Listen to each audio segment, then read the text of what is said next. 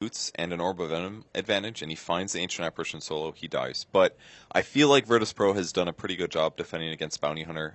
They have a lot of experience, I'm sure, from their scrims leading up to TI, because the way they play against it is very good. So I assume it'll be an FNG Ancient Apparition going full defensive mode. Lil plays a great Rubik. I saw one of his Rubiks earlier in the tournament. It was fantastic. And they just want the early game heroes. A Quap, actually. Now, Quap was a hero, dominated the beginning of TI, started, maybe not dominating, but was picked dominantly, and then was picked a decent amount, days 2, days 3, and then day 4, everybody's kind of forgetting about it. They're like, maybe that's not our hero anymore. It doesn't have the highest win rate, but they're back on it. And for a third pick, I think that's okay. I think so, too. Still a very potent hero, and one that G knows like the back of his hand. They'll need that DK Phobos hero with their final pick, smart final ban from eHome to take out the Earthshaker. We saw it last game, and we've seen him play that aplenty. VP have now banned out the Darkseer. It looks like eHome will need an offlaner of their own.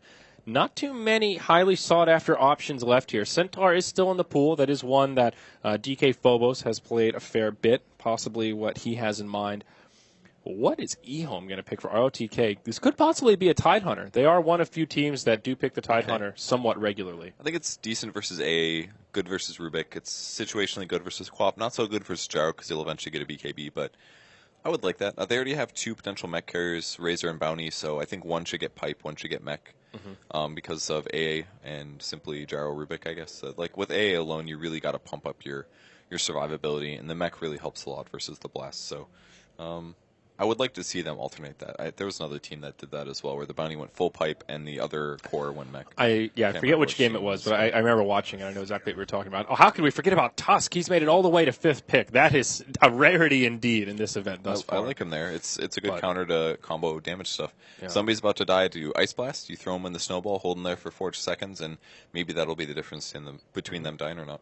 Yeah, I like this draft from eHome. It seems to kind of fit their style here. They'll have plenty of opportunities to be aggressive, some good laners, and decent team fight. They might just run down Ancient Apparition consistently, honestly. Virtus Pro were the ones to take the Tidehunter. Well, VP is definitely switching up their strategy here, Purge. No doubt about it. When they're up against the wall, they're going to try something different. Tidehunter, he's in kind of an interesting place right now. He's really fallen out of popularity. The offlaners that are really cooldown reliant seem to be a little bit less popular. You know, the Tusks where you can just constantly spam those spells and stay very active are kind of in favor right now. But if this Tide gets some farm, he can still do quite a bit of work. Yeah. The good Blink ultis can completely change games, especially with the team fight abilities that VP has. They're pretty weak on stuns. But as long as they do a lot of pushing and 5-manning before eHome gets BKBs, then they're absolutely going to be competitive in that sense. They have to worry about Tusk Snowball to dodge things like Ravage, but I think they can do it here. But they need to get the early advantage, I feel. If they get behind, then I think eHome can very easily deal with them.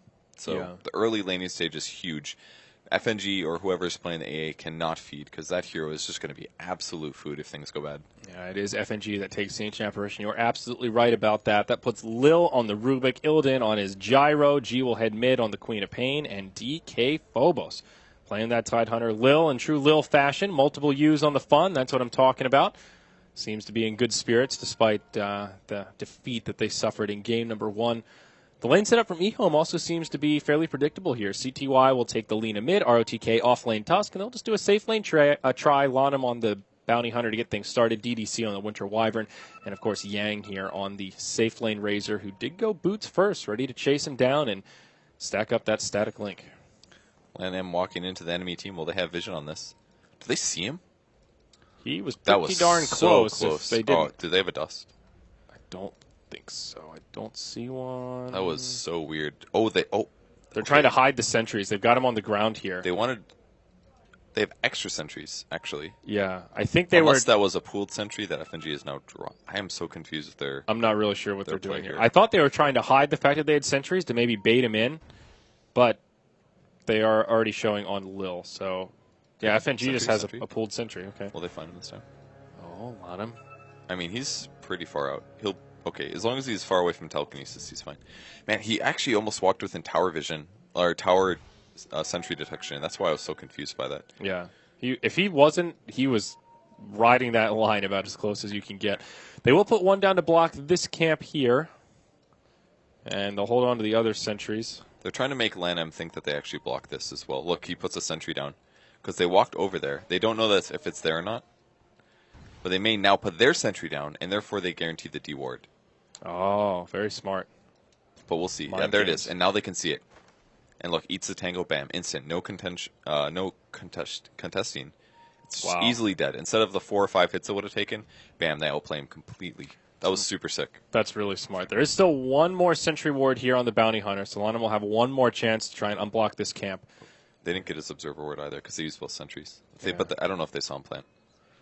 All right, some ward battle here in the bottom lane. FNG, he'll rotate towards the mid. Looks like they already want to pressure CTY, and he's pretty low. G's done a lot of damage to him already. This could be the first blood. There's the chilling touch. Nice Blink kill. to the high ground, and G secures a victory here in the first minute of the game in the mid lane. Nice rotation. I don't know if G or if FNG needed to be there, but what a sick rotation.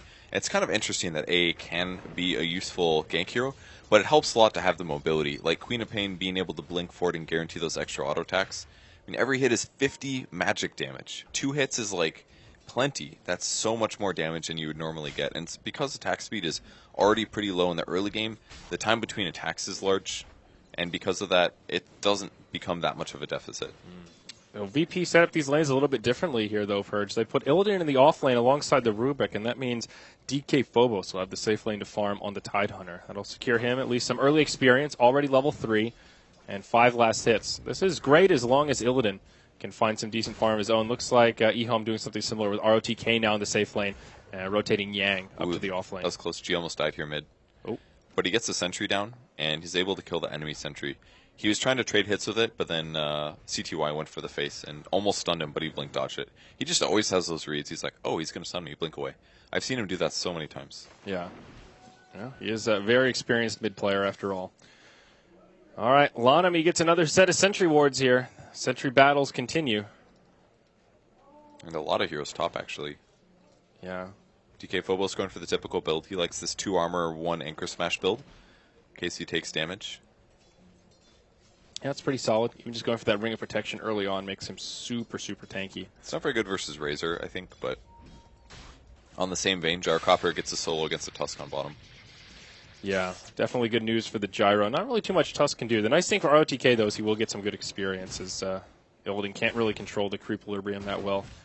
Although he needs to be a little bit careful here. Creep Wave comes in just in the nick of time as Illidan puts out the Rocket Barrage. He's on a mana now, though. Yeah, a little close for comfort. Mid, now rotation from Lil. They go on to CTY. Double damage on G. Oh, this is bad news bear for the Lina. Sidesteps the LSA again. G just clowning on CTY. Now to the top lane. Yang pushed back with the chilling touch, but this mid is just going so well for VP. He's just got his number, man. It's a lot harder to play Lina, honestly, and he has been rotated on both times in CTY's defense. So this is not a pure 1v1 by any means, but in addition to the ganks happening, G is just genuinely playing it well. He's barely dodging the stuns. He's anticipating his opponent's movements, and he got him low in the first place. Yeah, the double damage rune definitely making things a little bit easier there.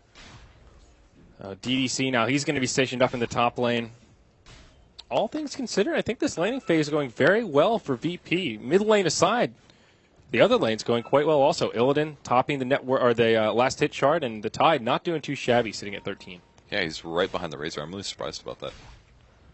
Seems like Ehome just can't quite set up the lanes the way they want. DDC sort of feeling obligated now to rotate mid and support CTY, but if he does that, then up top there's plenty of space for this Tide to get in there and get last hits against the Razor. And with Ancient Apparition sitting top, I think CTY is probably still scared here. He has to continue to heal himself. Oh, Lil's got a... he breaks the salve. So it's essentially like a 200 damage right-click, something like that. It was mostly the way done. Oh, Courier gets picked off by LANM. A lot of cargo there. Bottle and boots for G. Also a TP scroll. That's a big loss, too, because his HP's low right now. Yeah. So really good snipe there. And usually not where they expect to see it. Yeah, usually between the towers, but up top now, Phobos initiated on Static Link, getting a lot of damage here onto Yang. Phobos says, hell, I'm just going to TP home. No way to stop it. Smart play there. Was that just a walking courier? Because it's like 4 minutes. I can't imagine that. It was flying. I'm not like. sure. How can you tell? It has little wing things. It looks like it's flying. Oh, okay. I don't really recognize this kid. The amphibian kid, maybe he's just got I'm not casual sure. wings. It looks like it was flying. It had to have been out 5 minutes in. I would be shocked if Can it wasn't Bounty kill upgraded. that with just Shadow Walk and Janata? Maybe it wasn't moving very fast or something. Possibly. Maybe they'd used the speed boost already. I saw him stationed there, but I didn't see him actually kill it. Yeah, me neither. Not sure. I guess we'll see when it comes back up. A little sitting on the bot lane looking to gank, but the Observer Ward's there, so ROTK will adjust to this. No boots on him. Yep. There's a few boots on the courier, though. Only EDC 3. stationed up top.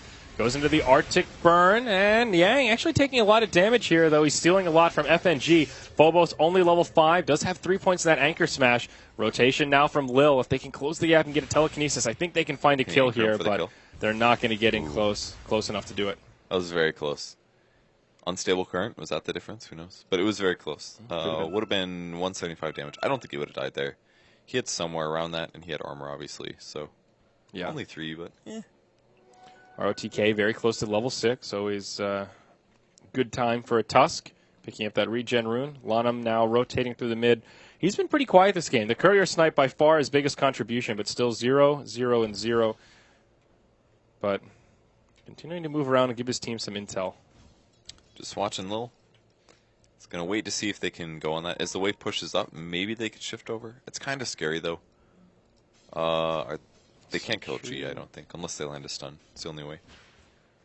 And Right. G would back up if he approaches him. I just don't see them being able to get that kill unless he lands it now. And look, every single time he reads him, as soon as he comes forward within stun range, it's obvious he's trying to catch Queen of Pain. And then he goes for the back. Yeah. He just reads him so well. He really does. Level 7 on the Quap, feeling good. Illidan now rotating to the safe lane. He's picked up Power Treads Bassi. Aquila should be on the horizon here. They'll sack the off lane for now. Tidehunter just kind of moving through the jungle. Phobos 1 camp away from level 6. So perhaps that'll be a time when BP can start utilizing the Tidehunter's Ravage. It was Sentry Ward's going to find the obs blocking the large Oh, game. they found Lanham. He's in trouble. They've got 1 sentry down, but they need another. They've got it. Sonic Wave as well to make sure he doesn't get out. BP get and they found another one. That Oh. was just to spot the bounty hunter. That's so unlucky for him. It was really good plays from him there to put the observer ward down because it stops the block and it does the block and it also spots out where the junglers are going. But man, and it ends up with him being killed. If he actually just left instead of sticking around, he would have been fine because they thought that it was a body block. They didn't think it was a ward block, which is why they put the scent down. Yeah. And then they got the kill. So really good thought by him, but he probably should have just left. Musical lanes all over the place, Purge. Now Yang rotating down to the safe lane. So both carries still dodging each other and turning into slightly more predictable lane setup. Who's actually winning this laning phase? No one really. It's been pretty close to a break even. 3-1, but There are more kills on BP. And Queen of Pain's got 3-0 versus CTY 0-2. But CTY's last hit much better than G has this game for whatever reason. I mean, I guess Lena can farm a little better in the mid lane. She has a much more spammable nuke. She can spam it from safety. And G lost his bottle at a pretty critical moment. So Yeah. that was a big issue as well. yeah, that really hurt. His boots as well. One thing that VP is doing very well, though, is not feeding the bounty hunter. You and I have talked about this a lot. One of the best ways to deal with him is just not get hyper-aggressive. Don't give him any undue XP or gold because he'll use it to snowball. And so far, so good on that front. That snowball is not rolling. All he did was snipe the courier and die. Which was huge, but he put still. some wards down. I mean, he's still doing fine. Honestly, that one death is completely excusable. You will die sometimes when you play bounty hunter. Oh, yeah. And again, that's more a testament to how well VP have been positioning, not overcommitting and rotating these lanes rather than Lanham being out of position. He hasn't really had too many opportunities to find kills yet. I like the build FNG's going. It's the Max Ice Vortex build. Just accelerates your team's damage because he doesn't